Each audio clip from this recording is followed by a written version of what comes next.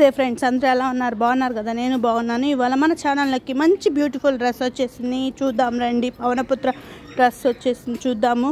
ఇదిగోండి, red and pink dress వచ్చింది. చాలా చాలా బాగున్నాయి కదా ఈ డ్రెస్సెస్.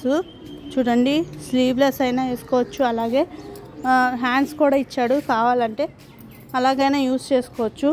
చూడండి, చూడడానికి కానీ వేసుకుంటే కానీ చాలా బాగుంది. చూసారు కదా ఎలా ఉందో, చాలా చాలా బాగుంది కదా. అందుకనే మీకు వీడియో తీసి వెంటనే పెట్టేస్తున్నాను.